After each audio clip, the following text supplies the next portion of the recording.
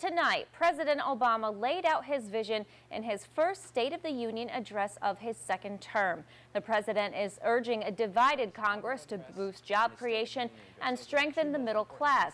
Among other things, Obama is calling for an increase to the federal minimum wage, spending more money to fix the nation's roads and bridges, and expanding early childhood education.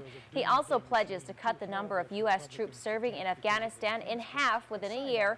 The president claims the proposals would not increase the deficit, but says Congress needs to do more to reignite the economy. And I'm joined now here with WENY TV political analyst, Dr. Jim Twombly. You are here this evening watching the State of the Union. Thank you for taking the time to come in. But let's start off talking about the overall tone. This is a president who was just reelected to his second term.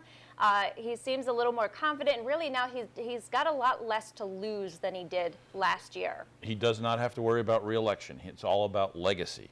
And the margin with which he won re-election, when polls a few months before had him so low, has put a little bit of wind in his sails. He was said to have laid out a very liberal agenda in his inaugural address, and people were waiting to see if he was going to continue the theme tonight in the State of the Union, and I think that he did.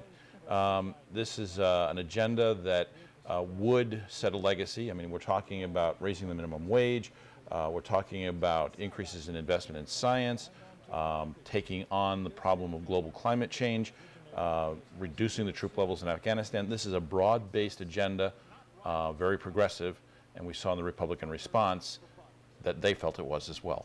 All right, now he focused a lot talking about the middle class. He talked about small business, simplifying the tax code, education, making it easier for people to get a secondary education, to go to college. I'm all in favor of that, by the way. Of course.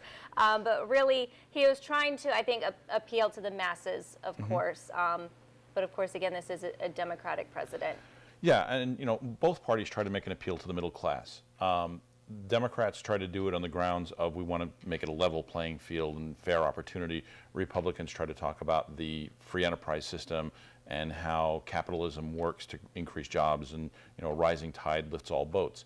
And you saw that in the two speeches tonight, in Obama's State of the Union and in Rubio's response. But what you also saw tonight, too, was a president, again, who is looking forward, who's looking to, I think, set a tone for the midterm elections in 2014 that could give the Democrats a chance to win back the House, and then give the president the opportunity in his last 2 years to really make his legacy. And now one of the more emotional points of the night was when he talked about gun control. He talked about and mentioned specifically the victims of Newtown. He talked about what happened in Colorado. We saw very prominently former Congresswoman Kathy Giffords in the audience. And he talked about how, the gun control debate has been in the spotlight for several months now. It's been very heated. And now he's calling on Congress to take action, saying there needs to be a vote.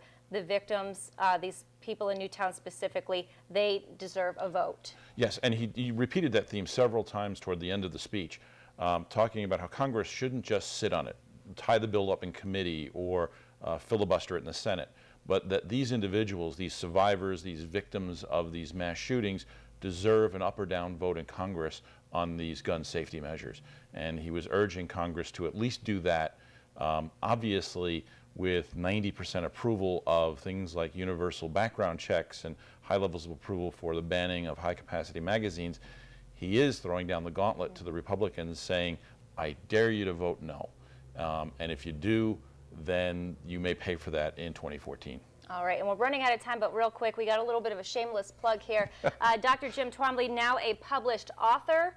A book is out. Jim, why don't you tell us about this? Well, it's my first publication, The Progression of the American Presidency.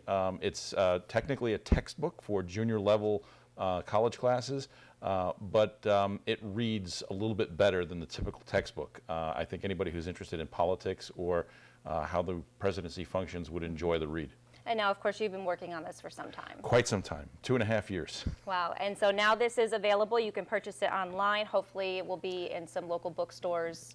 One would hope, as a local author. All right. Yes. Well, Jim, thank you so much. Congratulations on the book, and thank you so much, as always, for your insight. My pleasure.